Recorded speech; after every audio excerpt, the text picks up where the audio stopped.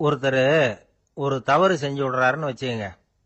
உடனே நீ செஞ்சது தவறு அப்படின்னு சொல்றது ஒரு வகை. அதுக்கு பதிலா எது சரின்னு அவர் புரிந்து கொள்ள உதவி செய்யறது இன்னொரு வகை. இந்த ரெண்டாவது வகை இருக்கு பாருங்க, நிர்வாக இயல்ல இது ரொம்ப முக்கியம். அலுவலகத்தில் வேலை பார்க்குற ஒருத்தர் முக்கியமா தெரிஞ்சுக்க வேண்டியது என்ன தெரியுமா? சக ஊழியர்கள் கிட்ட எப்படி பழகணும், மேலதிகாரிகள் கிட்ட எப்படி பழகணும், தனக்கு கீழே வேலை செய்கிறவங்க கிட்ட எப்படி பழகணும், வாடிக்கையாளர்கள் கிட்ட எப்படி பழகணும், இவங்க எல்லார்கிட்டையும் செம்மையான உறவை ஏற்படுத்திக்கிறது எப்படி, இதையெல்லாம் சொல்லிக் கொடுக்குற பாடம் தான் இன்டர் பர்சனல் ஸ்கில், திறமையான உறவு அப்படிங்கிறது. எந்த வேலையில் இருந்தாலும் சரி, இந்த உறவுகளை வளர்க்கும் திறன் உள்ளவங்க சீக்கிரம் முன்னுக்கு வந்துடுறாங்க. மற்றவங்க கிட்ட உறவை பலப்படுத்திக்கிறது எப்படி அப்படின்னு தெரிஞ்சுக்கிட்டோம்னா எந்த ஒரு தடையையும் சுலபமா தாண்டி செய்யற தொழில முன்னுக்கு வந்துடலாம். ஹார்வர்டு பல்கலைக்கழகத்தில் ஒரு கணக்கெடுப்பு பண்ணி பார்த்தாங்களாம். பார்க்கிற வேலையில எது மாதிரி குணாதிசயம் உள்ளவங்க வேகமா முன்னுக்கு வர்றாங்க அப்படின்னு தெரிஞ்சுக்கிறதுக்காக இந்த கணக்கெடுப்பு. வெவ்வேறு துறையில வேகமா முன்னுக்கு வந்திருக்கிற பல பேரை சந்திச்சு இந்த சர்வேயை நடத்தி இருக்கிறாங்க. அவங்க கண்டுபிடிச்சு சொல்லியிருக்கிற உண்மை என்ன தெரியுமா? ஒருத்தர் ஒரு வேலையில இருந்தா அது சம்பந்தப்பட்ட சப்ஜெக்ட் பற்றிய அறிவு 35% இருந்தா போதுமா. ஆனா உறவுகளை வளர்க்கக்கூடிய திறன், இன்டர் பர்சனல் ஸ்கில் 65% வேணும். இப்படி உள்ளவங்க சீக்கிரம் முன்னுக்கு வந்துடுறாங்களாம். அதனால ஒருத்தருக்கு வேலை சரியா புரியலைன்னா கூட விவரமா மற்றவங்க கிட்ட பழகிறது எப்படின்னு புரிஞ்சா போதும், அவர் முன்னுக்கு வந்துடலாம். அலுவலகங்களில் மட்டும் இல்லை, எல்லா இடங்கள்லையும் இது ரொம்ப முக்கியம். வீட்டுக்குள்ளேயும் இது ரொம்ப முக்கியம், வீட்டுக்கு வெளியேயும் இது முக்கியம். அடுத்தவங்க கிட்ட பழகிறது எப்படிங்கிறத தெரிஞ்சுக்காதவன் வாழ்க்கையில முன்னேற முடியாது. இன்னைக்கு ஆயுதங்களால காயப்படுத்தி கொள்ளுகிறவர்களை விட வார்த்தைகளால காயப்படுத்தி கொள்ளுகிறவர்கள் தான் அதிகம். பெரியவங்க என்ன சொல்றாங்க தெரியுமா? நீங்க இந்த பூமியில பிறந்ததன் அர்த்தம் பூர்த்தி ஆகணும்னா அடுத்தவங்களுக்கு உதவி பண்ணுங்க. அடுத்தவங்களுக்கு உதவி செய்ய முடியாவிட்டால் கூட பரவாயில்லை, ஆனால் யாரையும் புண்படுத்தி விடாதீங்க அப்படின்னு சொல்றாங்க. எனக்கு தெரிஞ்ச ஒருத்தர் ஒரு அலுவலகத்தில் வேலை பார்க்கிறார். அவர் சொல்லுவார், எனக்கு இந்த இன்டர் பர்சனல் ஸ்கில் ரொம்ப அதிகம் சார். சக ஊழியர்கள் கிட்ட ரொம்ப சுமூகமா நடந்துக்குவேன். என் கூட வேலை பார்க்குற ஒருத்தருக்கு ஏதாவது ஒரு கஷ்டம்னா அந்த சமயத்தில் அவர் செய்ய வேண்டிய வேலையை நான் செஞ்சிருவேன் சார் அப்படிம்பார். நான் அவர்கிட்ட சமீபத்தில் அப்படி ஏதாவது செஞ்சிருக்கீங்களா அப்படின்னு கேட்டேன். செஞ்சிருக்கேன் சார். போன வாரம் புதன்கிழமை ஆபீஸில் என் பக்கத்து சீட்டுக்காரருக்கு வயிற்று வலி. உடனே நான் மெடிக்கல் லீவ் போட்டுட்டு எங்கள் வீட்டுக்கு போயிட்டேன் சார் அப்படின்னா. ஒரு மனுஷனுக்கு 3 விதத்தில் கர்வம் உண்டாகிறதுக்கு வாய்ப்பு உண்டு. பணம், பதவி, புகழ். பணம் அதிகமாக வந்தால் கர்வம் வரலாம், பதவி பெருசாக வந்துட்டுதுன்னா கர்வம் வரலாம், புகழ் அதிகமாக போனாலும் கர்வம் வரலாம். இந்த 3 வகையான கர்வத்துக்கும் இடம் கொடுக்காம இருக்கிறாங்க பாருங்க, அவங்க தான் சிறந்த மனிதர்கள். ஒரு பெரிய பொறுப்பில் இருக்கிறவங்களுக்கு கர்வம் வந்துடக்கூடாது. அப்படி வந்துட்டுதுன்னா அது எல்லாருக்கும் இடைஞ்சல். ஒரு ராஜா இருந்தார். அவர் ஒரு நாள் தன்னுடைய தலைநகரத்தை சுற்றி வந்துகிட்டு இருந்தார். ஒரு இடத்துல ஒரு அழகான நிலத்தை பார்த்தார். ஆஹா, இந்த இடத்துல நமக்குன்னு ஒரு மாளிகையை கட்டினா எவ்வளவு நல்லா இருக்கும் அப்படின்னு நினைச்சார். ராஜா நினைச்சா அது முடியாத காரியமா? சரி, இந்த நிலம் யாருக்கு சொந்தம்னு விசாரிங்க அப்படின்னார் பக்கத்தில் இருந்தவங்க கிட்ட. அவங்கெல்லாம் ஓடி போய் விசாரிச்சாங்க. அந்த இடம் ஒரு வயசான கிழவிக்கு சொந்தம், வயசான அம்மாவுக்கு சொந்தமா. அந்த அம்மா தான் அதில் ஒரு குடிசையை போட்டு குடியிருந்துட்டு இருக்கிறாங்க. சரி, அந்த நிலத்துக்கு ஒரு விலையை நிர்ணயம் பண்ணி அதை அந்த வயசான அம்மா கிட்ட கொடுத்துருங்கோ அப்படின்னு உத்தரவு போட்டார் ராஜா. ஆனால் அந்த அம்மா, இது எங்கள் பூர்வீக இடம், இதை விற்க மாட்டேன் அப்படின்னு சொல்லிவிட்டுது. சரி, 2 பங்கு விலை கொடுக்குறோம்னு சொல்லி பாருங்க அப்படின்னாங்க. அப்படியே சொன்னாங்க அரண்மனை ஆட்கள். அதுக்கும் சம்மதிக்கலை அந்த அம்மா. இதை கேள்விப்பட்டதும் ராஜாவுக்கு கோபம் வந்துட்டுது. தன்னுடைய ஆளுங்களை கூப்பிட்டார். போய் அந்த குடிசையை பிரிச்சு எறிங்க, காசெல்லாம் ஒன்றும் கொடுக்காதீங்க அப்படின்னு கத்தினார். அவ்வளவுதான். அடுத்த நிமிஷம் அரண்மனை ஆசாமிகள் போனாங்க, குடிசையை பிரித்து எரிஞ்சாங்க. அந்த வயசான அம்மா இருக்கு, அதுவும் அந்த இடத்த விட்டு துரத்தி விட்டாங்க. அந்த இடத்துல ஒரு அரச மாளிகையை கட்டி முடிச்சிட்டாங்க. அந்த வயசான அம்மா பாவம், ராஜாவே இப்படி பண்ணால் யாருக்கிட்ட போய் முறையிட முடியும்? ஒரு ஞானி இருந்தார், அவர்கிட்ட போய் சொன்னாங்க. அவரு இவங்க சொன்னதை கேட்டு மனசுல வச்சுக்கிட்டார். ஒரு நாள் அந்த ராஜாவே இந்த ஞானியை கூப்பிட்டார். புதுசா ஒரு மாளிகை கட்டியிருக்கிறேன், வந்து பாருங்கன்னு. சரின்னு சொல்லி இந்த பெரியவர் ஒரு நாள் அந்த மாளிகைக்கு போனார். சும்மா போகல, ஒரு கழுதையையும் ஓட்டிகிட்டு போனார்.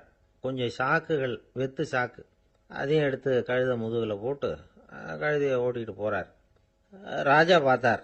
அவருக்கு இது ஆச்சரியமா இருந்தது. என்ன இது, மாளிகைக்கு வந்துட்டு போங்கன்னு கூப்பிட்டா கழுதை சாக்கு இதெல்லாம் கூப்பிட்டு வராரே, ஒன்றும் புரியலையேன்னு நினைச்சார். எதுக்காக இதெல்லாம்னு கேட்டார். அரசருடைய தோட்டத்திலிருந்து கொஞ்சம் மண் எடுத்துகிட்டு போகிறதுக்கு ஆசைப்படுறேன், அதுக்கு நீங்கள் அனுமதி கொடுக்கணும் அப்படின்னாரு இவர். இது என்ன வேடிக்கையான கோரிக்கையாக இருக்குது அப்படின்னு நினைச்சார் ராஜா. இருந்தாலும் மண்ணு தானே கேட்குறாரு, எடுத்துகிட்டு போகட்டுமே அப்படின்னு நினைச்சார். சரின்னு அனுமதி கொடுத்தார். அந்த பெரியவர் தோட்டத்துக்கு போனார், மண்ணை வெட்டினார், சாக்கில் போட்டு நிரப்புனார். ராஜாவை கொஞ்சம் கிட்ட வாங்கன்னு கூப்பிட்டார். இந்த மண் மூட்டையை தூக்கி கழுதையோட முதுகில் வைக்கணும், கொஞ்சம் உதவி பண்ணுங்கன்னார். ஓ பண்ணுறேனே அப்படின்னு சொல்லி ராஜா கிட்ட போனார். மூட்டையை தூக்கி பார்க்குறாரு, முடியல, திணறி போட்டார். இப்போ அந்த ஞானி பேசினாராம். அரசே, இந்த ஒரு சாக்கு மண்ணையே உங்களால் தூக்க முடியல, அந்த கிழவிகிட்ட இருந்து அந்த அக்கிரமமா அபகரிச்ச இந்த தோட்டம் பூராவையும் சுமக்கணும்னு ஆசைப்படுறீங்களே, அது உங்களால் முடியுமா அப்படின்னு கேட்டாராம். ராஜா யோசனை பண்ண ஆரம்பித்தார். தன்னுடைய செயலுக்காக வருத்தப்பட்டாராம். அந்த வயசான அம்மாவை உடனடியாக வரவழைச்சார். தாயே, தப்பு பண்ணிட்டேன், என்னை மன்னிச்சுக்குங்க, இன்னையிலேருந்து இந்த மாளிகையும் தோட்டமும் உங்களுக்கு தான் சொந்தம் அப்படின்னு சொல்லிவிட்டாராம். போகிறப்ப இந்த உலகத்திலேருந்து எண்ணத்தை எடுத்துகிட்டு போக போகிறோம், அதனால் ரொம்பவும் அலட்டிக்க வேண்டியதில்லை, கர்வப்பட வேண்டியதில்லை அப்படிங்கிறது ஒரு பெரிய உபதேசம். ஒரு பெரிய மனுஷன் சாக கிடந்தார், ரொம்பவும் அழுதார். ஏன் அழறீங்க அப்படின்னு கேட்டாங்க சுற்றி இருந்தவங்க. நான் சாகிறதுக்காக கவலைப்படலை, நான் நம்ம ஜனங்களுக்காக எவ்வளவோ காரியம்லாம் செஞ்சுக்கிட்டு வந்தேன், நான் செஞ்சுக்கிட்டு வந்த சேவையை இனிமேல் யார் செய்ய போகிறாங்க, அது யாரால முடியும், அதை நினச்சி தான் அழறேன் அப்படின்னாராம். ஒருத்தர் முன்னாடி வந்தார். அதுக்காக நீங்கள் கவலைப்படாதீங்க, உங்கள் சேவையை தொடர்ந்து செய்யறதுக்கு என்ன மாதிரி இளைஞர் பட்டாலும் தயாராக இருக்கு, இருந்தாலும் எங்கள் கவலை என்னன்னா அப்படின்னு இழுத்தார். என்ன சொல்லுங்கன்னு கேட்டார் அவர். நீங்கள் இதுவரைக்கும் என்ன சேவை செஞ்சுக்கிட்டு வந்தீங்க, அதுதான் எங்களுக்கு இன்னமும் புரியாத புதிராக இருக்கு அப்படின்னாராம் அவர்.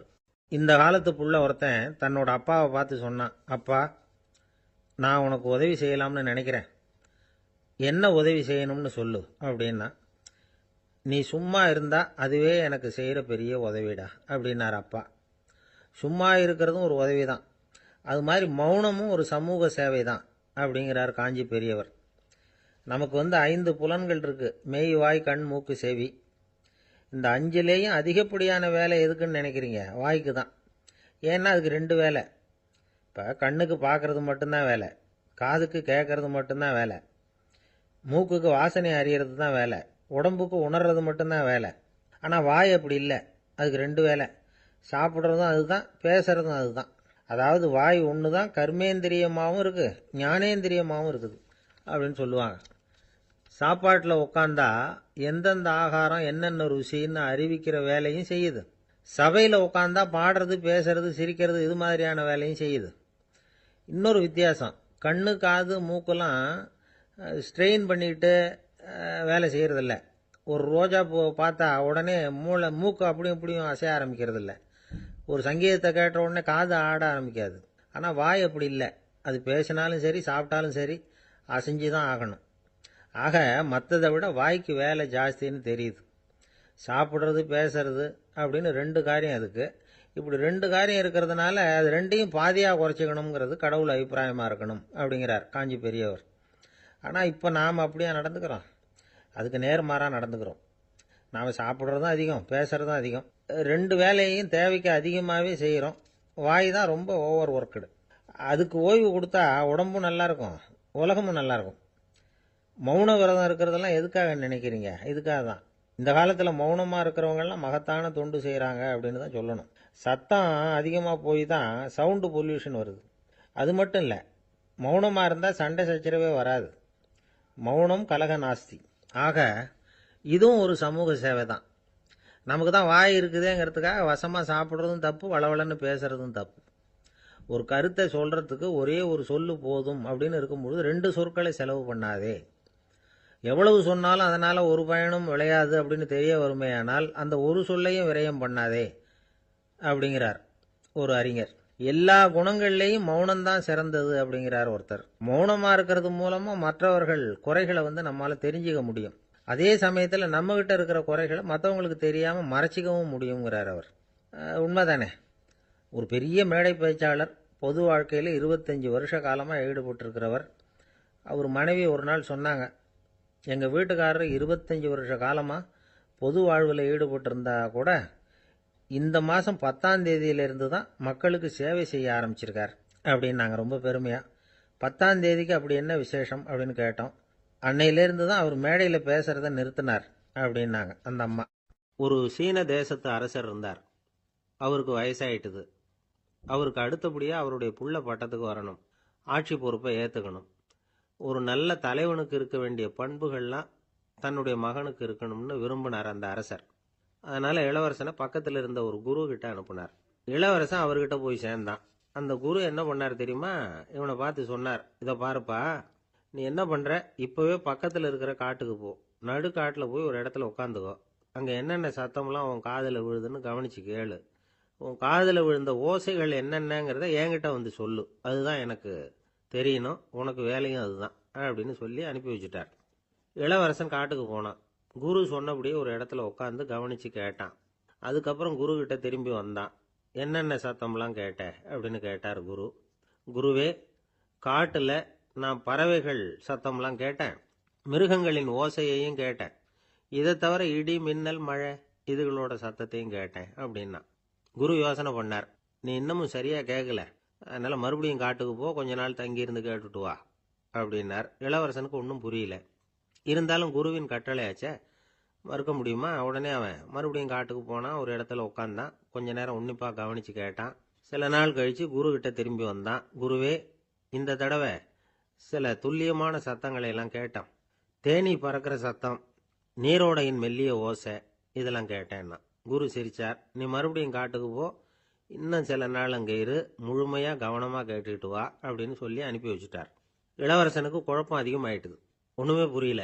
மறுபடியும் காட்டுக்கு போனான். மௌனமாக ஒரு இடத்துல உட்காந்துட்டான். அப்படியே தியானத்தில் ஆழ்ந்துட்டான். சில நாளில் அவனுக்கு இதுவரை கேட்காத ஓசைகள்லாம் கேட்க ஆரம்பிச்சிட்டுது. இதைத்தான் நான் கேட்கணும்னு என்னுடைய குரு எதிர்பார்த்துருக்கிறாருங்கிறத புரிஞ்சுக்கிட்டான்.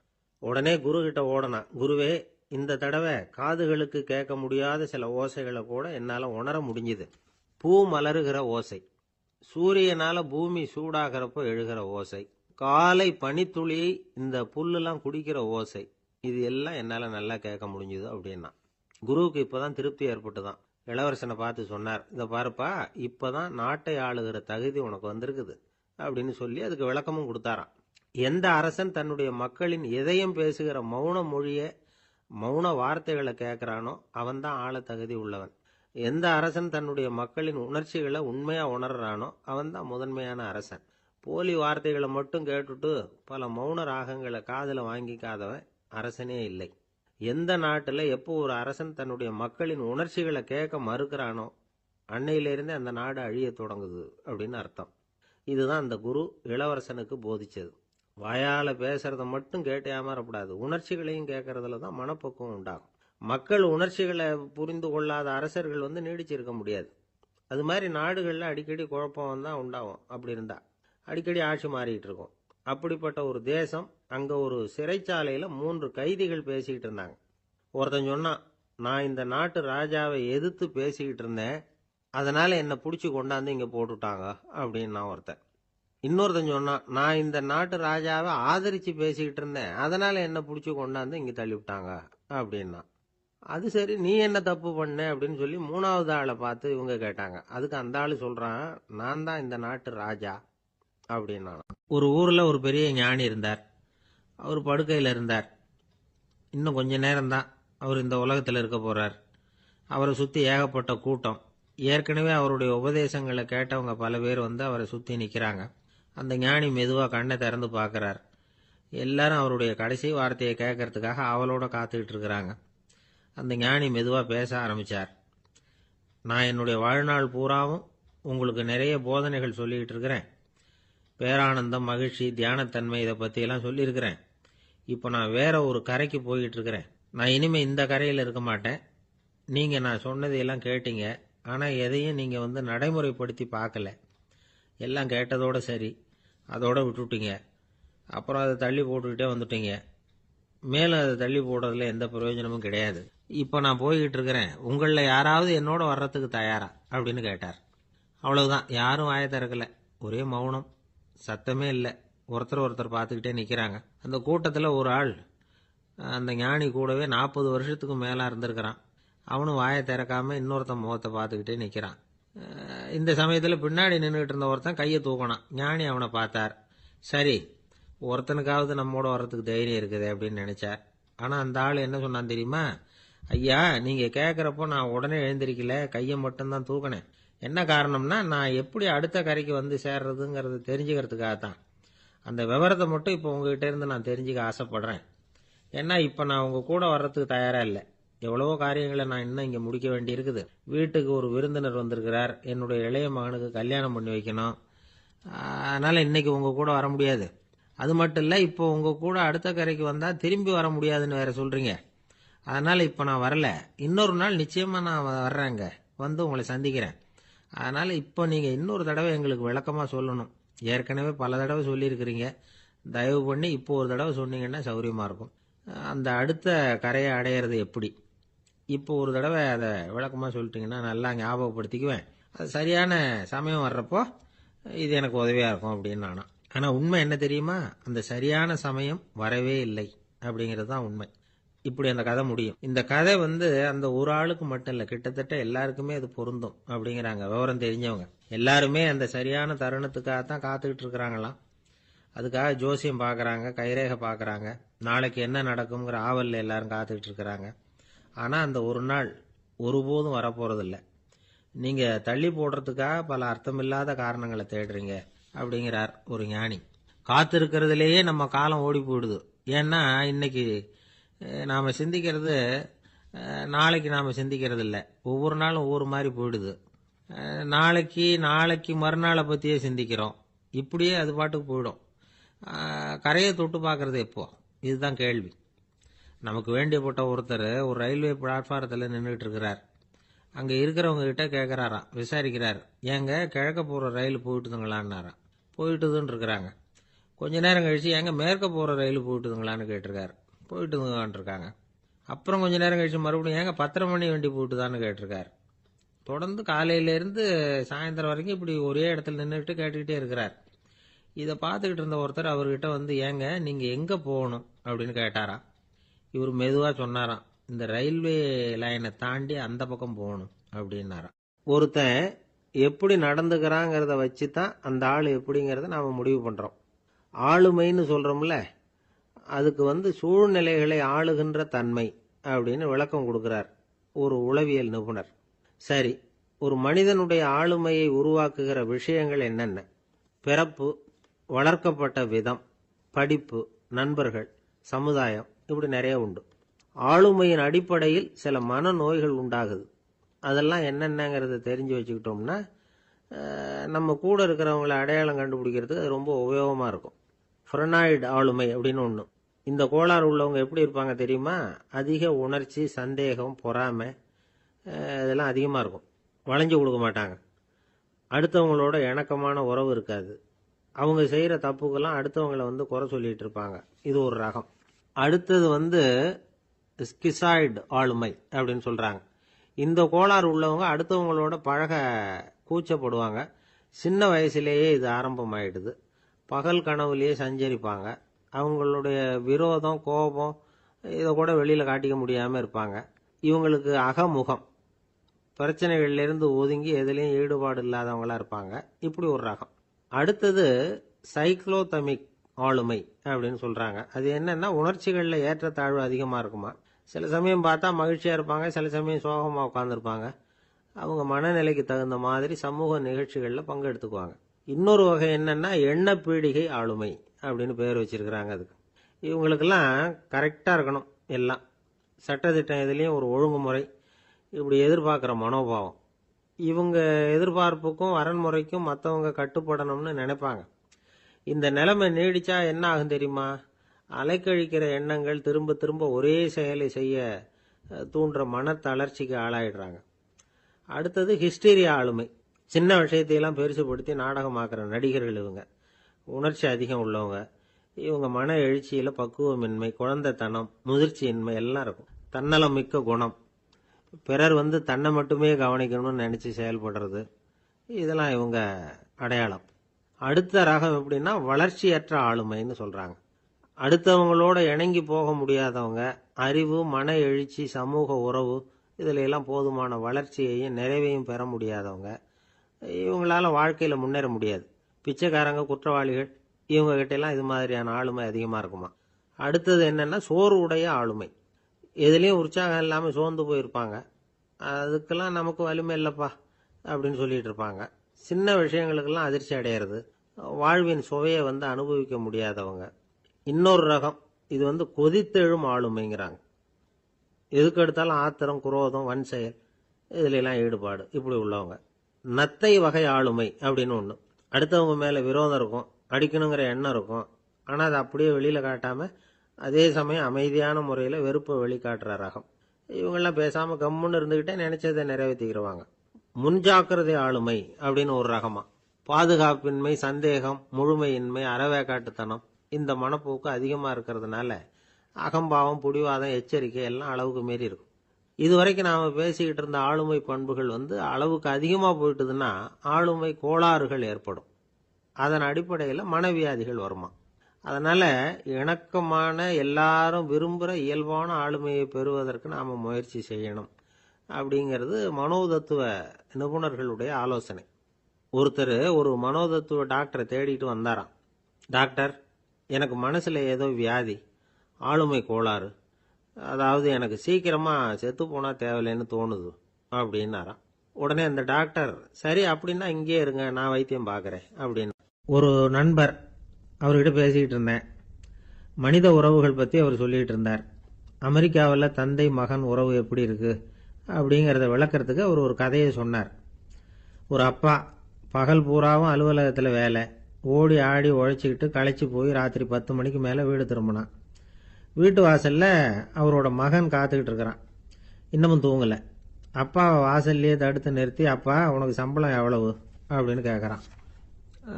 ஏற்கனவே ஆஃபீஸ் பிரச்சனைகளால் அலுத்து போய் திரும்புகிற அப்பாவுக்கு கோவம் வந்துடுது. என்னடா இப்படிலாம் கேளுன்னு உங்கள் அம்மா உனக்கு சொல்லி கொடுத்தாளா அப்படின்னு சொல்லிட்டு உள்ளே போய் சட்டையை கட்டி மாட்டி விட்டு குளிச்சு விட்டு மறுபடியும் வெளியில் உடையை மாற்றுகிற சமயம் அப்போ மறுபடியும் மகன் உள்ளே நிற்கிறான் அவர் முன்னாடியே. அப்பா உனக்கு எவ்வளவு சம்பளங்கிறான் மறுபடியும். அப்பாவுக்கு எரிச்சல் அதிகமாயிட்டுது. மணிக்கு $20 போதுமா அப்படின்னார். அப்படின்னா எனக்கு ஒரு $10 தர முடியுமான்னா மகன். இதுக்கு தான் என் சம்பளம் எவ்வளவுன்னு கேட்டியா?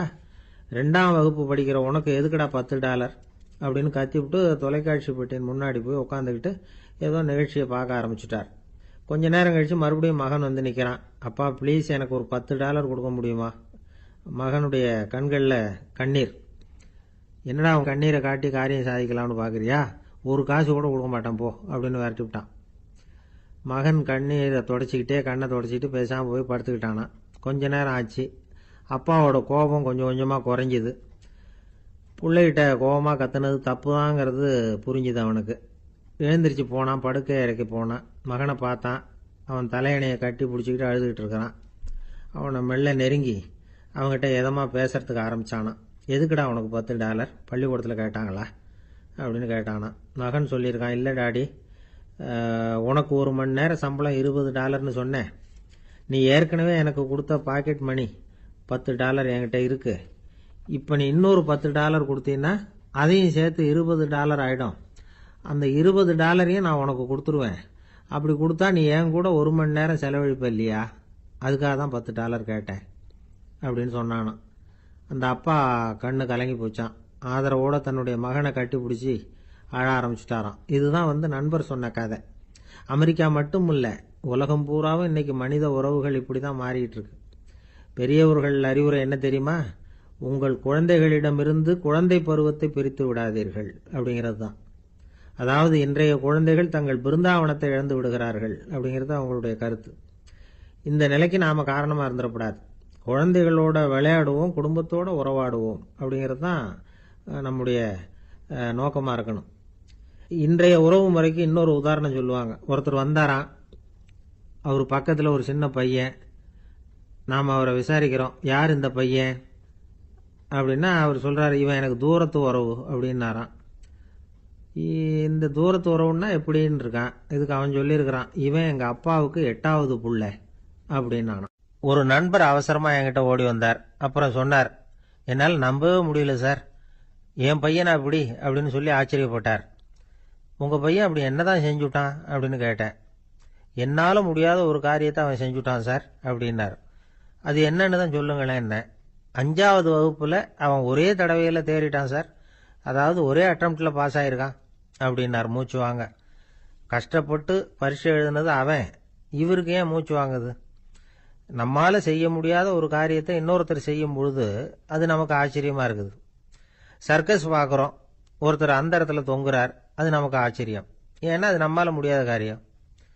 நம்மால் முடியாத ஒன்றை அடுத்தவர் எளிதாக செய்யும் பொழுது நாம் மருள்வது இயற்கை. இதை தான் தொல்காப்பியம் மருட்கை அப்படின்னு சொல்லுது. இந்த வியப்பு இருக்குதே, இது 4 வகையில் ஏற்படுறதாக தொல்காப்பியம் சொல்லுது. அது என்ன 4 வகை?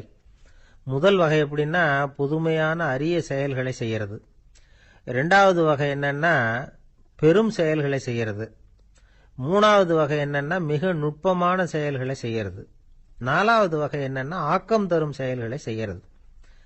புதுமை, பெருமை, சிறுமை, ஆக்கமோடு மதினம் சாலா மருட்கை 4 அப்படிங்கிறது தொல்காப்பியம். இன்னைக்கு விஞ்ஞானம் புதுசு புதுசாக எதையோ கண்டுபிடிக்குது. ஆரம்பத்தில் அது ஆச்சரியமாக இருக்குது, அப்புறம் அது நமக்கு பழகி போடுது. வானொலி பெட்டி புதுசாக வந்தப்போ ஒரு பெட்டி பேசுதுங்கிறது எவ்வளோ பெரிய ஆச்சரியம்.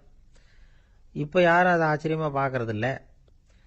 மதினம் சாலா மருட்கை அப்படின்னு ஒரு சொற்றொடர் வருது பாருங்க, அதில் கருத்தாழம் உண்டு. எதை பற்றியும் போதுமான அளவு புரிந்து கொள்ளாத போது ஒருத்தர் ஆச்சரியப்படுறார். புரிந்து கொண்ட பிறகு ஆச்சரியம் மறைஞ்சு போடுது. மிக நுட்பமான செயல்களும் நம்ம ஆச்சரியப்பட வைக்கும். ஒரு அரிசியில் ஒரு திருக்குறள் எழுதி காட்டுறாங்க, ஒரு முட்டை ஓட்டுக்குள்ள ஓவியம் தீட்டி காட்டுறாங்க. கருங்கல் சிற்பங்களில் எவ்வளவு நுட்பமான வேலைப்பாடுகளை எல்லாம் பார்த்து ஆச்சரியப்படுறோம். இது மாதிரி ஆக்கப்பூர்வமான அரிய செயல்களை செய்கிறது கூட வியப்பை உண்டு பண்ணும். குப்பை கூலங்களை கூட வாழ்க்கைக்கு பயன்படுகிற பொருளாக மாற்றுகிறவர்கள் இருக்காங்க, அவர்களுடைய செயல் வியப்பு அளிக்குது. இடைக்காட்டு சித்தர் பாடின மூவடி 30ங்கிற நூலில் வர்ற ஒரு பாடல், ஆற்றல் பிறர் அறிதலின் அகம் கிளர்வு உறுதலின் கற்று அறி பாணர் கெழுமிய கோடலின் தோற்றம் உருகவே போற்றல் சால் வியப்பே. ஒருத்தருடைய ஆற்றல் தெரியாமல் இருந்தது, அவருடைய அரிய செயலை பார்க்கும் பொழுது வியப்பாக இருந்தது, மனசுக்குள்ள கிளர்ச்சி. பாவலர்கள் இவர்களுடைய புகழை பாடி மற்றவர்களும் தெரிந்து கொள்ளுமாறு செய்கிறார்கள் அப்படிங்கிறதான் ஒரு யதார்த்தமான உண்மை. ஆக எல்லா வகையிலும் மக்கள் தங்களுடைய வாழ்க்கையில முன்னேறுவதற்கான வழிகாட்டுகிற ஒரு மெய்ப்பாடு தான் வியப்புங்கிறது. இந்த காலத்தில் நம்ம எப்படியெல்லாம் ஆச்சரியப்பட வைக்கிறாங்க. ஒரு ஆளை பிடிச்சி ஜெயிலில் கொண்டு வந்தாங்க. ஜெயில் அதிகாரி அவனை ரொம்ப ஆச்சரியமாக பார்த்தாராம். இவன் கேட்டான், ஏன் சார் அப்படி பார்க்குறீங்க, நான் இப்போ இங்கே வர்றது உங்களுக்கு ஆச்சரியமாக இருக்குதா அப்படின்னு கேட்டிருக்கான். இதுக்கு ஜெயில் அதிகாரி சொல்லியிருக்கார், நீ இப்போ இங்கே வந்ததில் எனக்கு ஒன்றும் ஆச்சரியம் இல்லைப்பா, ஏற்கனவே நீ இங்கேருந்து விடுதலையாகி போய் 6 மாதம் ஆச்சு, இவ்வளவு லேட்டாக வர்றியே அதுதான் எனக்கு ஆச்சரியமாக இருக்கு அப்படின்னாராம். ஒருத்தர் முகத்தை தொங்க போட்டுக்கிட்டு ஒரு மாதிரியாக வந்தார். என்ன விஷயம்னு விசாரித்தேன். என்னுடைய நண்பன் ஒருத்தங்கிட்ட கருத்து வேறுபாடு, இனிமேல் நமக்குள்ள எந்த சம்மந்தமும் வேணாம்னு நட்பை முறிச்சிட்டு வந்துட்டேன்னா. நண்பர்கள்னு இருந்தால் கருத்து வேறுபாடு வரத்தான் செய்யும்னு. கருத்து வேறுபாடு வராமல் இருக்கிறதுக்கு ஏதாவது வழி உண்டா அப்படின்னு கேட்டாங்க. அதை பற்றி நிபுணர்கள் சில யோசனைகளை சொல்லியிருக்கிறாங்கன்னு. முதல் விஷயம் என்னென்னா, உங்கள் நண்பனுக்கு ஒரு செய்தி சொல்லணும்னா அதை நீங்களே நேரடியாக சொல்லுங்க, அல்லது உங்கள் கைப்பட கடிதம் எழுதுங்க. அதாவது நேரடி தொடர்பு முக்கியம்.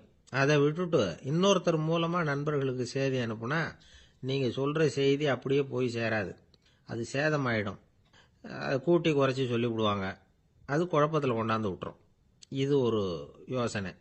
2வது யோசனை என்னன்னா, நீங்கள் ஒரு நல்ல காரியத்தை செய்யும் பொழுது உங்கள் நண்பரையும் சேர்த்துக்குங்க, அவருக்கும் அதில் ஒரு ஈடுபாட்டை உருவாக்குங்க. 3வது யோசனை, நம்ம பக்கத்தில் இருக்கிற நண்பர் மகிழ்ச்சி அடைகிற மாதிரி ஏதாவது செய்யணும்.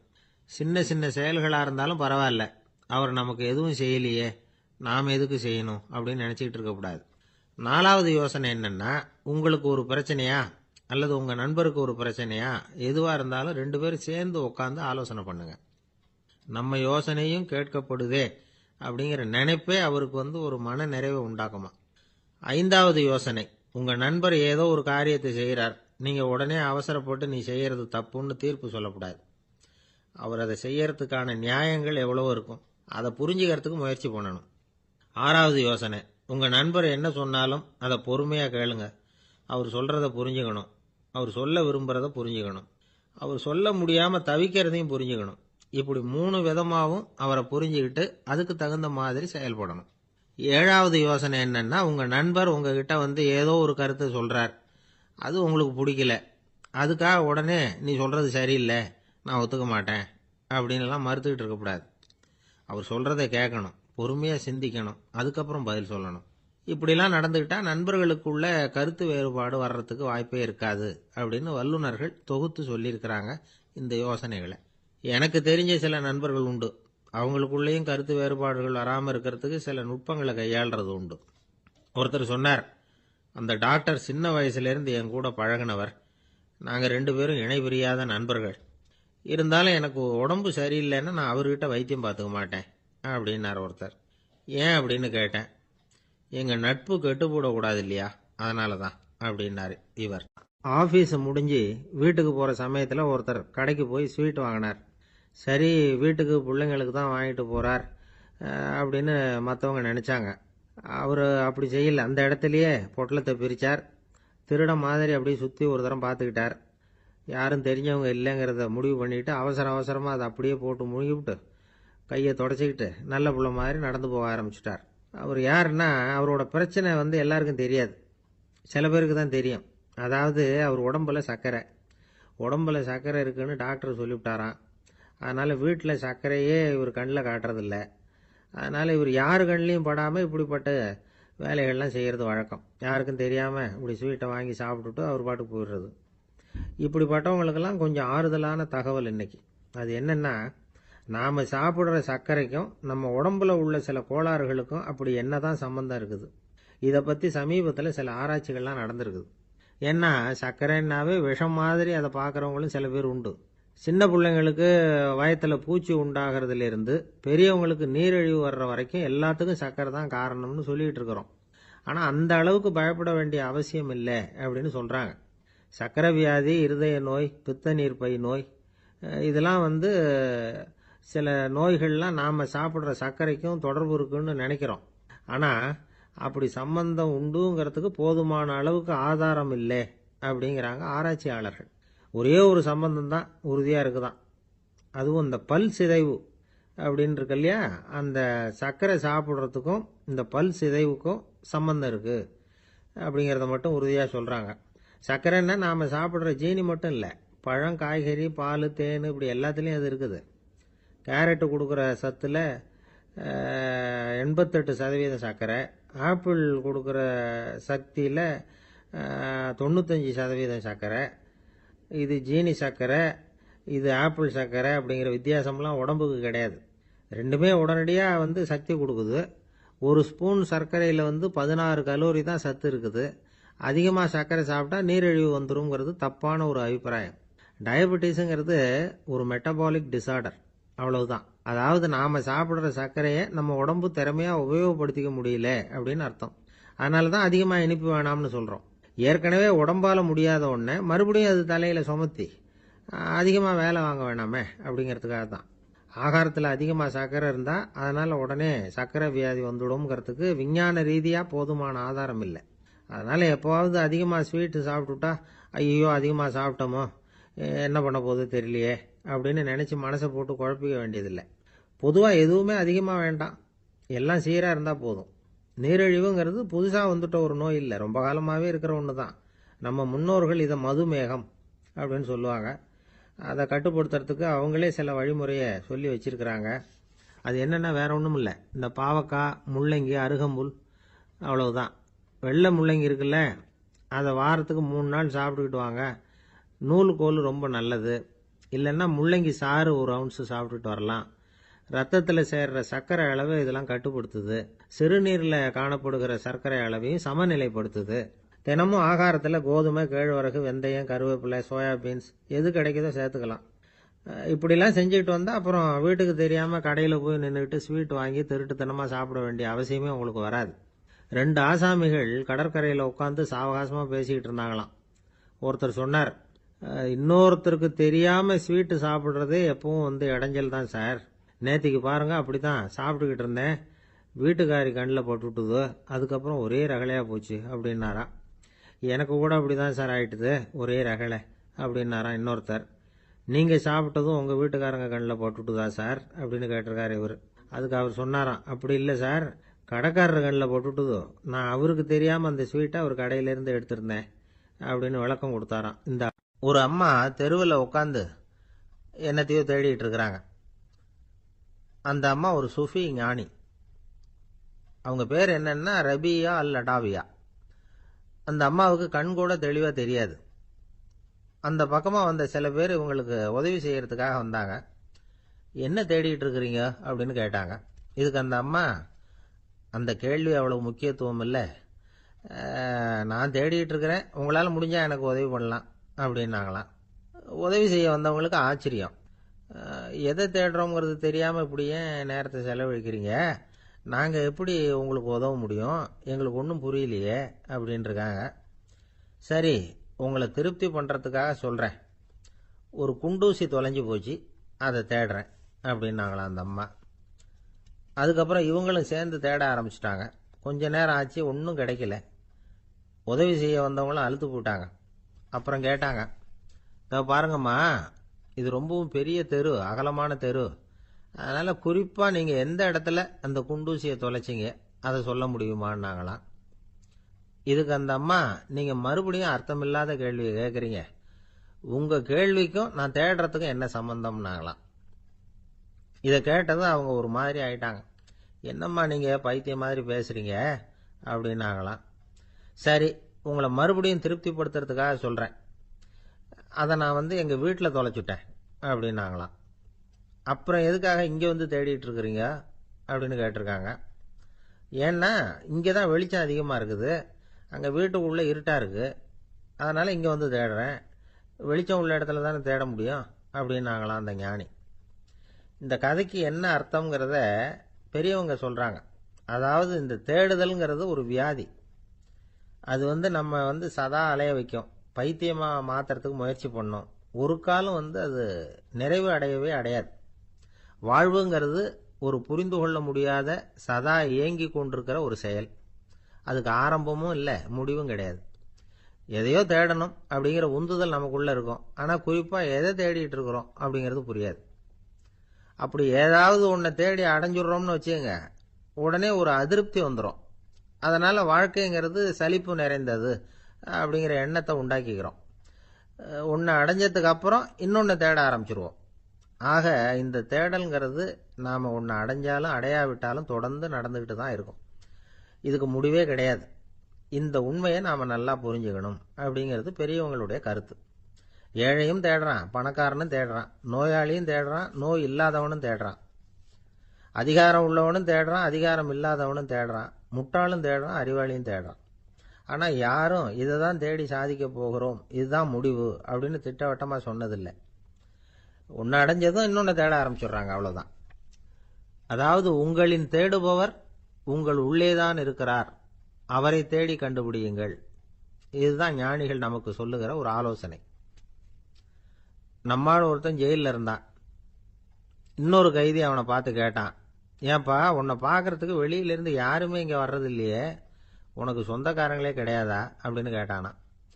ஏன் இல்லை, எனக்கு சொந்தக்காரங்க நிறைய பேர் உண்டு, அவங்க என்னை பார்க்க வராததுக்கு காரணம் வேற அப்படின்ட்டுருக்கான் இவன். என்ன காரணம்னு கேட்டான் அவன். அதுக்கு இவன் சொன்னானா, அதுக்கு என்ன காரணம்னா அவங்க எல்லாரும் இங்கே உள்ளேயே இருக்கிறாங்க அப்படின்னா. ஒரு ஆசாமி வேகமாக ஓடிக்கிட்டு இருந்தான். ஏன் இப்படி ஓடுறேன்னு கேட்டார் இன்னொருத்தர். அங்கே ஒரு ஆள் அடிபட்டு கிடக்கிறான், அதை பார்த்தேன், உடனே ஓடுறேன்னா. எங்கேன்னு கேட்டார். ஆஸ்பத்திரிக்குன்னா. ஒரு ஆள் அடிபட்டு கிடக்கிறத பார்த்தா உடனடியாக நாம் செய்ய வேண்டியது முதல் உதவி, அதுக்கப்புறம் தான் ஆஸ்பத்திரி. இன்னைக்கு விபத்துங்கிறது சர்வசாதாரணமாக நடந்துகிட்டு இருக்குது. வாகன விபத்து, வெடிகுண்டு விபத்து, தீ விபத்து, கட்டடம் சரியறது, பூகம்பம், இப்படி நிறைய நடக்குது. ஒரு விபத்தை பார்த்துட்டா நம்மள பல பேர் நமக்கு என்னத்துக்கு வம்புன்னு ஒதுங்கி போயிடுறதும் உண்டு. சில பேர் துணிஞ்சு கிட்ட போய் உதவி செய்யறதும் உண்டு. அப்படி உதவி செய்ய நினைக்கிறவங்களுக்கு உபயோகப்படுற தகவல் இது. விபத்தில் காயமடைஞ்சவங்களை 3 பிரிவாக பிரிக்கலாமா. முதல் வகை கொஞ்சம் சீரியஸ் ஆனது, உயிருக்கு உடனே ஆபத்து தரக்கூடியது. மூளை காயம், முகம், கழுத்து காயங்கள், இருதயம், நுரையீரல் காயங்கள், வயத்தில் உள்ளுறுப்பு காயங்கள், அதிகப்படியான இரத்தப்போக்கு, இதனால எல்லாம் பாதிக்கப்பட்டிருந்தா அது முதல் வகை அப்படின்னு நாமளே மனசுக்குள்ள முடிவு பண்ணிக்கணும். இவங்களுக்கெல்லாம் உடனடியாக முதல் உதவி கொடுக்கணும். தாமதப்படுத்தாமல் ஆஸ்பத்திரிக்கு கொண்டுகிட்டு போயிடணும். இப்படி கொஞ்சம் எச்சரிக்கையாக நடந்துக்கிட்டா அவங்கள பல பேரை காப்பாற்றி போடலாம். 2வது வகை எப்படின்னா, முதல் உதவி விரைவாக கிடைச்சா உயிர் பிழைக்கக்கூடிய மார்பு காயங்கள், கைகால் எலும்பு முறிவு, இடுப்பு முதுகெலும்பு காயம், சீரான இரத்த சேதம், இப்படிப்பட்டவங்களை 2வது வகையாக பிரிக்கணும். ஆபத்து இல்லாத சிராய்ப்புகள், சிறு காயங்கள், இரத்த உறைவுகள், இதனால் பாதிக்கப்படுறவங்க 3வது வகை. ஒருத்தர் தலையில் அடிபட்டு நினைவு இழந்துட்டாருன்னு வச்சுங்க, அவருக்கு வாந்தி வர்றதுனால புறையேறி மூச்சு அடைப்பு உண்டாகும். இப்படி ஆகாமல் இருக்கிறதுக்காக தலையை ஒரு பக்கமாக சாய்ச்சி வைக்கலாம். நாடி துடிப்பையும் இதய துடிப்பையும் தொட்டு பார்க்கணும். அது குறைஞ்சிருந்தாலும் சரி, நின்று இருந்தாலும் சரி, அவர் மார்பை நிமிஷத்துக்கு 80 தடவை உள்ளங்கையால் அழுத்தி இதய துடிப்பை மீட்கிறதுக்கு உதவி பண்ணணும். கழுத்தில் காயம்பட்டாலும் ஆபத்து அதிகம். கழுத்துக்கு அடியில் ஒரு துண்டை மடித்து வைக்கலாம். 2 பக்கமும் சின்ன தலையணை அல்லது துணி மடிப்புகளை வச்சு கழுத்தை அதிகமாக அசையாமல் பார்த்துக்கலாம். முதுகெலும்பு முறிஞ்சிருக்குமோ அப்படிங்கிற சந்தேகம் இருந்ததுன்னா அவரை அதிகமாக அசைய விடக்கூடாது. அதிகமாக அசைஞ்சால் தண்டு இடத்துல பாதிப்பு ஏற்பட்டு கைகால் விளங்காமல் போயிடும். அவரை ஒரு கனமான போர்வை இல்லைன்னா பாயில் படுக்க வச்சு 4 பேர் மெதுவாக தூக்கி மருத்துவ உதவிக்கு அனுப்பி வைக்கலாம். கையெலும்பு முறிஞ்சிருந்தா முறிஞ்ச பாகத்தை உடம்போட சேர்த்து அசையாமல் கட்டி போடலாம். கால் எலும்பு முறிஞ்சிருந்தா மற்ற காலோட சேர்த்து கட்டி போடலாம். முறிஞ்ச பாகம் தொங்காமல் பார்த்துக்கணும். அப்போ தான் வீக்கம் உண்டாகாமல் இருக்கும். வெட்டு காயம், குண்டடிப்பட்ட காயம், இதிலெல்லாம் ரத்தப்போக்கு அதிகமாக இருக்கும். ரத்தம் வெளியேற வெளியேற ஆபத்து அதிகம். சுத்தமான துணியை பல மடிப்புகளை மடித்து காயத்தின் மேலே வச்சு அழுத்தமாக ஒரு 10 நிமிஷம் பிடிச்சிக்கணும். ரத்தம் நின்ன உடனே காயத்துக்கு கட்டு போடலாம். சில சமயம் காயம்பட்ட பாகத்தை உயரமாக தூக்கி பிடிச்சிக்கிட்டா தான் ரத்த கசிவு நிற்கும். இந்த விவரங்களையெல்லாம் கொஞ்சம் மனசில் வாங்கி வச்சுக்கிட்டோம்னா சமயத்தில் உதவும். ஏன்னா இந்த காலத்தில் விபத்து எந்த ரூபத்தில் எப்போ வரும்னு யூகிக்கவே முடியல. நண்பர் ஒருத்தர் சொன்னார், நேற்றுக்கு பாருங்க சார், என் கண்ணு முன்னாடியே ஒரு சின்ன விபத்து நடந்ததுன்னார். என்னன்னு விசாரித்தோம். ஒரு பஸ்ஸில் வந்துக்கிட்டு இருந்தேன். அந்த பஸ்ஸில் பின்பக்கம் படி ஓரமாக நின்றுக்கிட்டு இருந்த ஒருத்தர் ரோட்டில் விழுந்துட்டார். டிரைவர் அதை கவனிக்கல, நிறுத்தாமல் அவர் பாட்டுக்கு போகிறாருன்னார். கண்டக்டர் உடனே விசில் கொடுத்து பஸ்ஸை நிறுத்த வேண்டியது தானே அப்படின்னோம். அதுதான் சார் முடியாமல் போச்சுன்னார் அவர். ஏன்னு கேட்டாங்க. தவறி கீழே விழுந்ததே அந்த கண்டக்டர் தான் சார் அப்படிங்கிறார். ஜெருசலேம் அங்கே உள்ள ஒரு தேவாலயம். அதில் உள்ள பலிபீடத்தின் முன்னாடி ஒரு பெட்டி உண்டு. அது காணிக்கை பெட்டி. ஆலயத்துக்கு வர்றவங்க பிரார்த்தனை பண்ணிவிட்டு திரும்பி போகிற சமயத்தில் அந்த பெட்டியில் காணிக்கை போடுவாங்க. அவங்களால எவ்வளவு முடியுமோ அவ்வளவு போடுறது வழக்கம். அவங்கவுங்க வசதிக்கு தகுந்த மாதிரி போடுவாங்க. வசதி உள்ளவங்களாக இருந்தாலும் சரி, வசதியே இல்லாத வறியவர்களாக இருந்தாலும் சரி, ஆலய காணிக்கை பெட்டியில் காசு போடுறது அவங்களுக்கு ரொம்ப பெருமையான ஒரு செயல். ஒரு சமயம் இயேசு தம்முடைய சீடர்களோடு அந்த ஆலயத்துக்கு வர்றார். அங்கே உட்காந்து ரொம்ப நேரம் வழிபாடு பண்ணிட்டு இருக்கிறார்.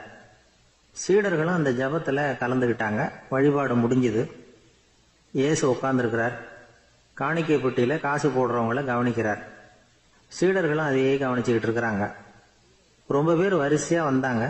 அவங்களால முடிஞ்ச அளவுக்கு காசு போட்டுட்டு அவங்க பாட்டுக்கு போய்கிட்டு இருக்கிறாங்க. வசதியானவங்க நிறைய பேர் வந்தாங்க. அதுக்கு மத்தியில் வயசான ஒரு அம்மா, அவங்களும் காசு போட்டுட்டு போகிறாங்க. இப்போ இயேசு தன்னுடைய சீடர்கள் பக்கம் திரும்பினார். ஒரு கேள்வி கேட்டார். இப்போ இந்த காணிக்கை பெட்டியில் நிறைய பேர் காசு போட்டுட்டு போகிறத நீங்கள் கவனிச்சிங்க. இன்னைக்கு இந்த காணிக்கை பெட்டியில் ரொம்பவும் அதிகமாக காசு போட்டது யார் அப்படின்னு கேட்டார். முதல்ல வந்தார ஒரு பெரிய மனுஷன், அவர் தான் அதிகமாக போட்டார் அப்படின்னாரு ஒருத்தர். 3வதா வந்தவர் தான் அதிகமாக போட்டார், நான் கவனிச்சேன் அப்படின்னாரு இன்னொருத்தர். இப்படி ஆளுக்கு ஒரு விதமாக சொல்கிறாங்க. கடைசியாக இயேசு சொன்னாராம், இன்றைக்கு அந்த பெட்டியில அதிகமா காசு போட்டவங்க அந்த வயசான அம்மா தான் அப்படின்னாராம். சீடர்களுக்கு ஒன்றும் புரியல. அந்த அம்மா ரொம்ப ஏழையாச்சே, அவங்க எப்படி அதிகமா காணிக்கை செலுத்த முடியும் அப்படிங்கறது அவங்க சந்தேகம். இயேசு விளக்குனார். நிறைய பேர் வந்தாங்க, நிறையவே காசுகள் போட்டாங்க, அது உண்மைதான். ஆனால் அந்த அம்மா என்ன பண்ணாங்க கவனிச்சிங்களா? வந்தாங்க, தன்னுடைய காசு பைய திறந்தாங்க, அப்படியே கொட்டுனாங்க. அதுல இருந்தது 2 காசுகள் தான். அந்த 2 காசும் காணிக்கை பெட்டியில விழுந்துட்டுது. மற்றவங்கெல்லாம் தங்கள்கிட்ட இருந்த செல்வத்தின் ஒரு சிறு பகுதியை எடுத்து பெட்டியில போட்டாங்க. ஆனா இந்த அம்மா தன்கிட்ட என்ன இருந்ததோ அதை அப்படியே போட்டுட்டாங்க. தன்னுடைய பிழைப்புக்காக வச்சிருந்த அவ்வளவையும் இழக்கிறதுக்கு தயாராயிட்டாங்க. அவ்வளவு தாராள மனசு அவங்களுக்கு. அதனால அவங்க செலுத்தின காணிக்கை தான் அளவுல அதிகம் அப்படின்னார். விலை மதிப்பில்லாத முத்து புதையல் ஒருத்தனுக்கு கிடைக்க போகுதுன்னு வச்சுக்கோங்க. அதன் மதிப்பை உணர்ந்தவன் என்ன பண்ணுவான்? அதை அடையறதுக்காக தன்கிட்ட இருக்கிற எதையும் கொடுக்கறதுக்கு தயாரா இருப்பான் இல்லையா? அது மாதிரிதான் இதுவும் அப்படின்னார். உலக மதிப்பீடுகளை துரும்பா தூசியா மதிச்சு அதையெல்லாம் உதறி விடுகிறவன் இறையருள் அப்படிங்கிற இணையில்லாத செல்வத்தை பெறுகிறான் அப்படிங்கிறது இதுல உள்ள கருத்து. இறைவனுக்காக இழப்பதுன்னா துன்பப்படுகிறவர்களுக்காக, ஏழைகளுக்காக, ஏதுமற்றவர்களுக்காக இழப்பது அப்படின்னு அர்த்தம். உங்கள் அயலானுக்கு நீங்கள் என்ன உதவி செய்தாலும் அதை எனக்கே செய்கிறீர்கள் அப்படின்னு இயேசு சொல்லியிருக்கிறார். அடுத்தவங்களுக்கு உதவணுங்கிற குணம் இன்னைக்கு ரொம்ப குறைஞ்சு போச்சு. ஒருத்தன் வாழைப்பழத்தோல் வழுக்கி கீழே விழுந்துட்டான். பக்கத்துல இருந்த நண்பன் உடனே இவனை தூக்கிக்கிட்டு போய் ஆஸ்பத்திரியில சேர்த்துட்டான்.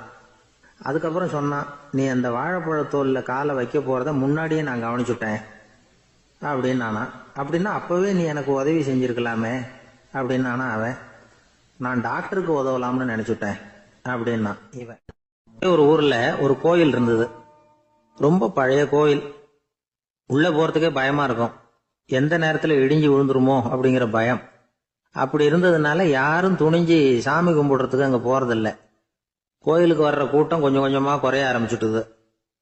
கோயில் நிர்வாகிகள் எல்லாரும் கூடி உட்காந்து பேசினாங்க. என்ன பண்ணலாம்னு யோசனை பண்ணாங்க. எந்த இடம் மோசமா இருக்கோ அந்த இடத்த பழுது பார்த்தாங்க. அங்க எங்க வர்ணத்தை பூசி கொஞ்சம் அழகுபடுத்தி பார்த்தாங்க. ஏதோ இந்த ஊர்ல கோயில்னு ஒண்ணு இருக்கு, அது மக்களுக்கு தெரியணும் அப்படிங்கிறதுக்காகத்தான் அப்படிலாம் பண்ணாங்க.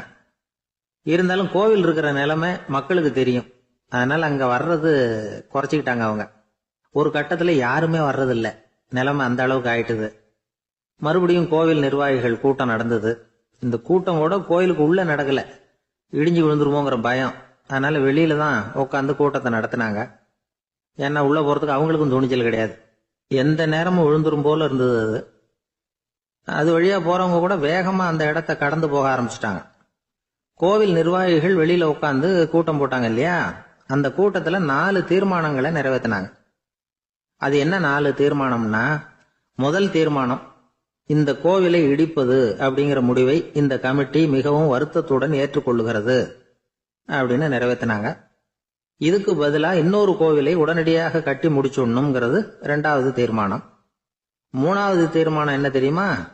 பழைய கோவிலின் கதவுகள், அதிலிருந்து பிரிச்சு எடுக்கிற செங்கல், இதையே புது கோவில் கட்டுவதற்கு பயன்படுத்தி கொள்ள வேண்டியது. பழைய கோவில் இருந்த மாதிரியே அதே வடிவத்துல புது கோவிலையும் கட்ட வேண்டியது. பழைய கோவிலின் அஸ்திவாரத்தை அப்படியே வச்சுக்கிட்டு அதுக்கு மேல நாம கோயிலை கட்டிக்க வேண்டியது. இதுதான் 3வது தீர்மானம். இதையும் கமிட்டி முழு மனசோட ஏத்துக்கிட்டது. இது வரைக்கும் சரி. இப்ப அந்த கமிட்டி 4வதா ஒரு முக்கியமான தீர்மானத்தை கொண்டுகிட்டு வந்து அதையும் ஏகமனதா நிறைவேற்றி விட்டது. அது என்ன தீர்மானம்னா, புதிய கோவில் கட்டி முடிக்கிற வரைக்கும் பழைய கோவிலை இடிக்கிறதில்லை அப்படிங்கிற தீர்மானம். எப்படி இருக்குது பாருங்க இது. பழசை இடிக்காத வரையில அதே இடத்துல புதுசா எப்படி கட்ட முடியும்? பல விஷயங்கள்ல நாம நடந்துகிற முறையும் இப்படிதான் இருக்குதான். வாழ்க்கையில முன்னேறணும்னு ஆசைப்படுவோம். அதே நேரத்துல அந்த முன்னேற்றத்துக்கு எது தடையா இருக்கோ அதை விட்டு விடுறதுக்கும் மனசு வராது. வெளிநாட்டுல ஒரு பெரிய விருந்து நடந்துகிட்டு இருந்துதான். எல்லாரும் மது கோப்பையும் கையுமா அலைஞ்சுகிட்டு இருக்கிறாங்க. ஒருத்தர் மட்டும் கையில எதுவும் இல்லாம ரொம்ப நல்ல பிள்ளையா சாதுவா ஒரு ஓரமா தனியா உட்கார்ந்து இருக்கிறார். அவர்கிட்ட நெருங்கி, வாங்க மது சாப்பிடலாம் அப்படின்னு கூப்பிட்டாங்களாம். என்ன வற்புறுத்தாதீங்க, நான் என் மனசுக்குள்ள உறுதியா தீர்மானம் பண்ணிவிட்டேன் அப்படின்னாராம். என்ன தீர்மானம் பண்ணிருக்கீங்க அப்படின்னு கேட்டிருக்காங்க. ஏற்கனவே முழு போதையில் இருக்கும் பொழுது மறுபடியும் மது கோப்பையை தொடரதில்ல அப்படின்னு தீர்மானம் பண்ணிருக்கேன் அப்படின்னாராம். கடற்கரை ஓரமா ஒரு பெரியவர் கையால மணலை கீறிக்கிட்டே உட்கார்ந்துருக்கிறார். என்னத்தையும் தேடிட்டு இருக்கிறது மாதிரி தெரிஞ்சது. மெதுவா கிட்டத்துல போய் என்னத்தை தேடிட்டு இருக்கிறீங்க அப்படின்னு கேட்டோம். அவரு சாவகாசமா நிமிர்ந்து பார்த்து நிம்மதியை தேடிட்டு இருக்கிறேன்னார். நாங்க ஒரு மாதிரி ஆயிட்டோம். இருந்தாலும் சமாளிச்சுக்கிட்டு, சார் மணல்ல கிழிஞ்சல் தான் கிடைக்கும், நிம்மதி கிடைக்காது அப்படின்னோம். சரி, இன்னைக்கு வசமா நம்ம கிட்ட ஒரு ஆள் மாட்டிக்கிட்டார் அப்படின்னு நினைச்சு அவர் பக்கமா போய் உட்காந்துக்கிட்டு கதை சொல்ல ஆரம்பிச்சிட்டோம். ஒரு பெரிய மன்னர் இருந்தார். அவருக்கு எல்லா வசதியும் இருந்தது. இருந்தாலும் ஒரே ஒரு குறை. அது என்னன்னா நிம்மதி இல்லைங்கிற குறை. அரண்மனையில தினமும் கலை நிகழ்ச்சி, நாட்டியம் எல்லாம் நடந்துகிட்டு தான் இருந்தது. இருந்தாலும் நிம்மதி இல்லை. சரி, நிம்மதி எங்க கிடைக்கும் அப்படின்னு தேட ஆரம்பிச்சார். உடனே அதுக்கான முயற்சிகள்ல தீவிரமா இறங்கினார். நாட்டுல உள்ள தத்துவ மேதைகளை எல்லாம் கூப்பிட்டுட்டு வர சொன்னார். எல்லாரும் சேர்ந்தாங்க. அவங்கள பார்த்து நிம்மதி எங்க இருக்குது அப்படின்னு விசாரிச்சார். அவங்களுக்கு அது தெரிஞ்சா ஏன் இப்படி ராஜா முன்னாடி நின்றுட்டு இருக்க போறாங்க? ராஜாவோட கேள்விக்கு ஒவ்வொருத்தரும் ஒவ்வொரு மாதிரி விளக்கம் கொடுக்க ஆரம்பிச்சிட்டாங்க. எந்த பதிலும் ராஜாவுக்கு திருப்தி அளிக்கக்கூடிய அளவுக்கு இல்ல. சரி, போயிட்டு வாங்கன்னு சொல்லி அவங்கள எல்லாம் அனுப்பி வச்சுட்டார். ஒரு நாள் அவர் மாளிகையில உப்பரிகையில நின்றுட்டு இருக்கிறார். அந்த சமயத்துல தெருவுல ஒரு பிச்சைக்காரன் ரொம்ப உல்லாசமா பாட்டு பாடிக்கிட்டே போயிட்டு இருக்கிறான். குரல்ல ஒரு சந்தோஷம், நடையில ஒரு மிடுக்கு. அவன்கிட்ட கொஞ்சம் கூட கவலை இருக்கிறதா தெரியல. உடனே ராஜா அதை பார்த்தார். ஏவலாளிகளை கைதட்டி கூப்பிட்டார். உடனே ஓடி போய் அந்த பிச்சைக்காரனை இங்க அழைச்சிட்டு வாங்கன்னு உத்தரவு போட்டார். இவங்க உடனே ஓடி போய் அவனை கூப்பிட்டாங்க. அரண்மனைக்கு வாழ்ந்தாங்க. அவன் வரல. அரண்மனைக்குள்ள அடி எடுத்து வைக்க மாட்டேன்னு சொல்லிவிட்டான். ராஜா கிட்ட விஷயத்தை சொன்னாங்க. அவருக்கு ரொம்ப ஆச்சரியம், இப்படி ஒரு ஆள் இருக்கிறானா அப்படின்னு. சரி, அவன் என்னதான் சொல்றான் அப்படின்னு விசாரிச்சார். இவங்க மறுபடியும் தெருவுக்கு போய் கேட்டாங்க. என்ன பார்க்கணும்னா ராஜா விருப்பப்பட்டாருன்னா அவரை வேணும்னா இங்க வர சொல்லுங்க அப்படின்னு சொல்லிவிட்டான். அதை ராஜா கிட்ட சொன்னாங்க. அவருக்கு கோபம் வரல. இவ்வளவு சுதந்திர உணர்வோட இருக்கிறவன் சாதாரண ஆளா இருக்க முடியாது அப்படின்னு நினைச்சார். உடனே கிடுகிடுன்னு இறங்கி தெருவுக்கு வந்தார். பிச்சைக்காரங்கிட்ட போனார். நீ கவலைப்படாம சந்தோஷமா பாடிட்டு போறியே, அது எப்படி முடியுது உன்னால அப்படின்னு கேட்டார். ஏன் அப்படி கேக்குறீங்கன்னு அவன், அதுக்கு இல்ல, எனக்கு அரண்மனையில எவ்வளவோ சுகபோகங்கள்லாம் இருக்கு, இருந்தாலும் நிம்மதி இல்ல. இது ஏன்னு எனக்கு தெரியல. இந்த தேசத்துல உள்ள அறிஞர்களை எல்லாம் கூப்பிட்டு கேட்டு பார்த்துட்டேன், அவங்களுக்கும் தெரியல. உன்னை கேட்டா தெரியும்னு நினைச்சேன், அதனாலதான் சந்திக்கிறதுக்கு ஆசைப்பட்டேன். ஆனா நீ வரமாட்டேன்னுட்டியே அப்படின்னார். பிச்சைக்காரன் கடகடன்னு சிரிக்க ஆரம்பிச்சுட்டான். மகிழ்ச்சிக்கும் உங்களுக்கும் தடையா இருக்கிறது இந்த மாளிகை தான். இதை விட்டுட்டு வெளியில வந்துட்டா நிம்மதி தேடிட்டு வந்துரும்னா. நான் அரசன், எனக்குன்னு கடமைகள் இருக்கு, அதையெல்லாம் விட்டுட்டு எப்படி வர முடியும்னார் ராஜா. ரெண்டும் ஒரே நேரத்துல கிடைக்கணுங்கிறது முடியாத காரியம். உங்க சுகபோகத்துக்கு விலையாதான் உங்க நிம்மதியை கொடுத்துக்கிட்டு இருக்கிறீங்க. என்ன பாருங்க, என்கிட்ட எதுவும் இல்ல, அதனால எதுவும் போயிடுமோங்கிற பயமும் இல்ல, நிம்மதியா இருக்கிறேன் அப்படின்னா அவன். ராஜா உடனே சந்தோஷப்பட்டு தன்னுடைய மேலங்கியை எடுத்து அவனுக்கு பரிசா கொடுத்தாரான். அவன் சிரிச்சுக்கிட்டே அதை வாங்க மாட்டேன்னு விட்டானான். இதை நீங்க எனக்கு கொடுக்கறதுனால எந்த பயனும் இல்ல, அதே நேரத்துல அதை வாங்கிட்டேன்னா அடுத்த வினாடியிலிருந்து அதை எப்படி காப்பாத்துறதுங்கிற கவலை எனக்கு சேர்ந்துரும். அப்புறம் தூக்கம் வராது, நிம்மதி போயிடும் அப்படின்னானா. சொல்லிவிட்டு அவன் பாட்டுக்கு சந்தோஷமா பாடிட்டே போயிட்டான். நிம்மதி எங்க இருக்குங்கிறதையும் ராஜா தெரிஞ்சுக்கிட்டார். அந்த இடத்துக்கு தன்னால போக முடியாதுங்கிறதையும் அவர் புரிஞ்சுக்கிட்டார். இப்படி இந்த கதைய அந்த கடற்கரையில மணலை கீறிக்கிட்டே உட்கார்ந்துருந்தார அந்த பெரியவர்கிட்ட சொல்லி முடிச்சோம். அவர் முகத்துல ஒரு தெளிவு தெரிஞ்சது. எங்களை நிமிர்ந்து பார்த்தார். ரொம்ப நன்றிங்க, இப்ப எனக்கு தெரிஞ்சு போச்சு. நிம்மதி வேணும்னா அதுக்கு என்ன பண்ணணும்னு இப்ப நல்லா புரிஞ்சுக்கிட்டேன் அப்படின்னார். என்ன புரிஞ்சுக்கிட்டீங்கன்னு கேட்டோம். இனிமே இந்த பக்கம் வந்தா உங்க கண்ணுல படாத இடமா பார்த்து உட்காரணும்னு புரிஞ்சுக்கிட்டேன் அப்படின்னார். ஒரு நண்பர் வந்தார். ரொம்பவும் இறுக்கமா உடை அணிஞ்சிருந்தார். அதாவது ஆடைக்குள்ள அவர் மாட்டிக்கிட்டு இருந்தது மாதிரி தெரிஞ்சது. ஏன் துணி குறைச்சலா எடுத்துட்டீங்களா அப்படின்னு கேட்டோம். இல்லைங்க, எனக்கு எப்பவுமே இறுக்கமா உடை அணியறது தான் பிடிக்கும் அப்படின்னார். ஒருத்தர் எப்படி உடை அணிகிறார் அப்படிங்கிறத வச்சே அந்த ஆள் எப்படிப்பட்டவர் அப்படிங்கிறத கண்டுபிடிச்சிடலாம். உடை அணிகிற விதம் ஒருத்தருடைய மனநிலையை வெளிப்படுத்துதான். இப்ப இறுக்கமான உடை அணிகிறவங்க பொதுவா மன நிம்மதி இல்லாதவங்களா இருப்பாங்களாம், கோபக்காரங்களா இருப்பாங்களாம். ரொம்ப தொலைதொழப்பா ஆடை அணிகிறவங்க இருக்கிறாங்கல்ல, அவங்கெல்லாம் அமைதியான ஆளா இருப்பாங்களாம், சாந்தமா இருப்பாங்களாம். இவங்கெல்லாம் போராடுறதுக்கு சரியா வரமாட்டாங்களாம். இப்படி ஒரு கணிப்பு இருக்குது. அதனாலதான் போர் வீரர்களுக்கெல்லாம் இறுக்கமான உடையை தான் கொடுக்கறது வழக்கம். ஆனா சன்னியாசிகளை பாருங்க, அவங்களுக்கெல்லாம் ரொம்ப தொலை உடைகள் தான். அவங்கெல்லாம் டைட் பேண்ட் போட்டுக்கிட்டு நிக்க மாட்டாங்க சன்னியாசிகள்லாம். அதே மாதிரி சன்னியாசிகள்லாம் காவி உடைய தேர்ந்தெடுக்கிறதுக்கும் காரணம் உண்டு. பல ஆண்டுகள் சோதனை செஞ்சு பார்த்துட்டு தான் சன்னியாசத்துக்கு காவி தான் சரி அப்படின்னு முடிவு பண்ணியிருக்கிறாங்க. இப்போ பௌதீக விஞ்ஞானப்படியும் அதுதான் சரி. அதாவது சூரிய ஒளியில 7 வண்ணங்கள் உண்டு. ஒரு பொருள் மேல அது விழும் பொழுது அந்த பொருள் நமக்கு சிவப்பா தெரிஞ்சதுன்னா அந்த பொருள் சிவப்பை தவிர மற்ற எல்லா நிற கதிர்களையும் உள்வாங்கிக்கிட்டு சிவப்பு நிறத்தை மட்டும் வெளியில விடுது. அதாவது விலக்கி விடுது. அதனால தான் அந்த பொருள் சிவப்பா தெரியுது.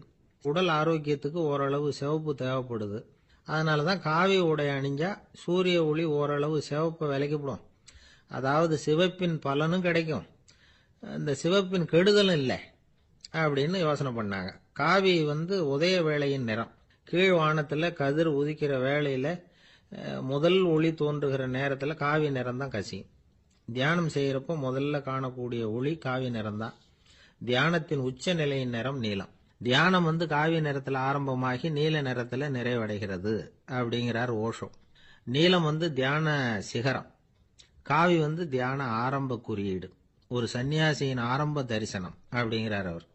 ஒருத்தர் நாள் பூரா காவி உடைய அணிஞ்சிருந்தா அந்த நிறம் அவருக்கு தியானத்தை பற்றிய நினைவை ஊட்டிக்கிட்டே இருக்கும்.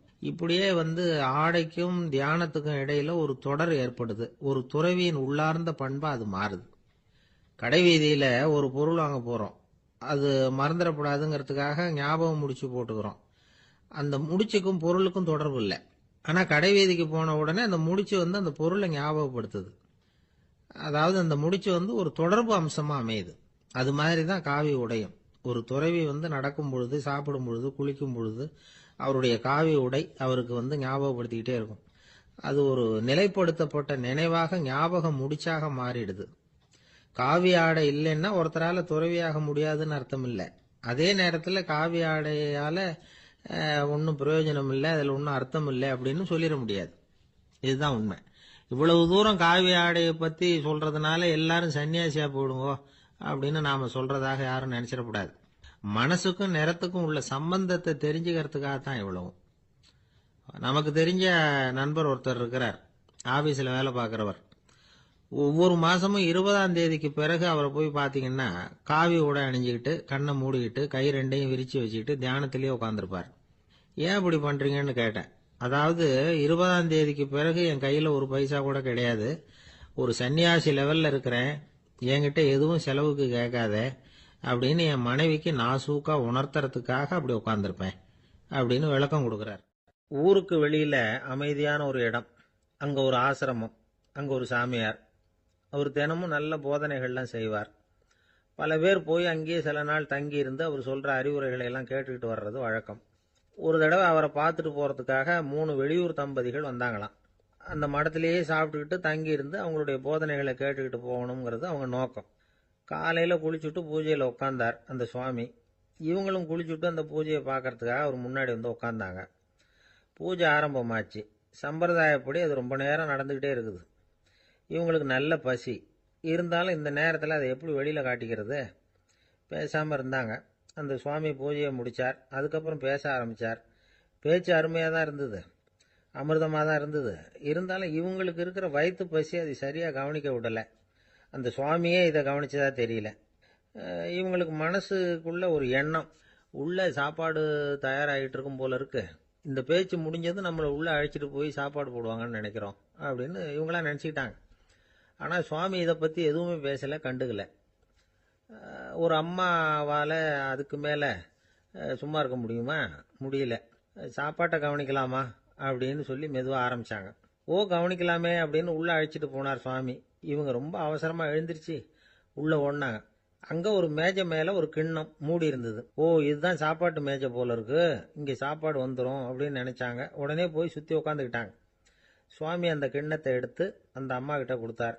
அவங்க அதை வாங்கி மூடியை திறந்து பார்க்குறாங்க. உள்ள ஒரு சாவி இருக்குது. ஓ சரிதான், இது சமையலறை சாவி போல இருக்கு, அங்கே போய் அதை திறந்து சாப்பாட்டை நாமே எடுத்துக்கிட்டு இங்கே வச்சுக்கிட்டு சாப்பிடணும் போல இருக்கு அப்படின்னு நினச்சாங்க. சாவி இருக்கு இல்லையா, வாங்க பூட்டு நிறையா காட்டுறேன் அப்படின்னு சுவாமி அவங்கள அழைச்சிட்டு போனார், காட்டினார். இவங்க அந்த அறையை ரொம்ப அவளோட திறந்தாங்க. உள்ளே பார்த்தா அங்கே அரிசி, பருப்பு, விதவிதமான காய்கறி எல்லாம் இருக்குது. சமையலுக்கு வேண்டிய மிளகாய், எண்ணெய், பால், தயிர், நெய் இப்படி எல்லாமே இருக்குது. அடுப்பு, விறகு, நெருப்பு போட்டி அது கூட அங்கே இருக்கு. சாப்பாடு தயாராக இருக்கும்னு நினச்சிக்கிட்டு போனால் இப்படி இருக்குதே அப்படின்னு சொல்லி அதை பார்த்ததும் ரொம்ப சோர்ந்து போட்டாங்க அவங்க. சுவாமி, என்ன இது சாப்பாடு இல்லையா அப்படின்னாங்க. அதுதான் சாப்பாட்டுக்கு வேண்டிய எல்லாம் இங்கே இருக்குதே. அடுப்பு மூட்டி நீங்கள் தான் அவங்கவுங்க ருசிக்கு தகுந்த மாதிரி சமைச்சுக்கணும். இந்த சன்னியாசிக்கு எப்படி சமைக்க தெரியும் அப்படின்னு கேட்டார் சுவாமி. சாப்பாடு தயாராக இருக்கும்னு நாங்கள் எதிர்பார்த்தோம் அப்படின்னாங்க. நீங்கள் இப்படி சொல்லுவீங்கன்னு நானும் எதிர்பார்த்தேன். இது வரைக்கும் நான் எவ்வளவோ தத்துவம்லாம் எடுத்து சொன்னேன். எல்லாத்தையும் விட இதுதான் அனுபவபூர்வமான தத்துவம். ஆண்டவன் நமக்கு நல்ல மனசை கொடுத்துருக்கிறான், நல்ல வாய்ப்புகளையும் தந்திருக்கிறான், அதையெல்லாம் பயன்படுத்திக்கக்கூடிய மூளையையும் சிந்தனையையும் கொடுத்துருக்குறான். அதனால் அடுப்பை தான் நீங்கள் மூட்டணும். அடுப்பை நீங்கள் தான் மூட்டணும். உங்களுக்கு உகந்ததை நீங்கள் தான் சமைச்சு ருசித்து அனுபவிக்கணும். ஆண்டவனே அதை செஞ்சுக்கிட்டு இருக்க மாட்டான் அப்படின்னாராம் அந்த சுவாமி. நம்முடைய வாழ்க்கையில் பல நல்ல பலன்களை பெறறதுக்கு நாம தான் முயற்சி பண்ணணும். அதுக்குரிய சூழ்நிலையைத்தான் ஆண்டவன் கொடுப்பானே தவிர அதை விளக்கறதுக்காகத்தான் அந்த சுவாமி அப்படி செஞ்சு காட்டியிருக்கிறார். இது ஒரு பெரியவர் இப்படி ஒரு விளக்கம் கொடுத்தார். அதுக்கப்புறம் அந்த 3 தம்பதிகளும் தெளிவடைஞ்சுட்டாங்களாம். நாம் தெளிவடைகிறது எப்போங்கிறது தான் தெரியல அப்படின்னு பல பேர் இதை கேட்டுட்டு சொல்லிட்டு இருக்கிறாங்க. இந்த கதையை நம்முடைய நண்பர் ஒருத்தர்கிட்ட சொன்னேன். அந்த நண்பர் ரொம்ப சந்தோஷப்பட்டார். நீங்கள் சொல்கிறது கரெக்டு சார், ஆனால் நான் அதை விட ஒரு படி மேலே சார். எனக்கெல்லாம் அரிசி பருப்பு இருக்கிற ரூம் எதுன்னு கையை காட்டிட்டா போதும். உடனே கிண்ணத்துலேருந்து சாவியை எடுத்து கொடுக்கணுங்கிற அவசியம்லாம் இல்லை எனக்கு.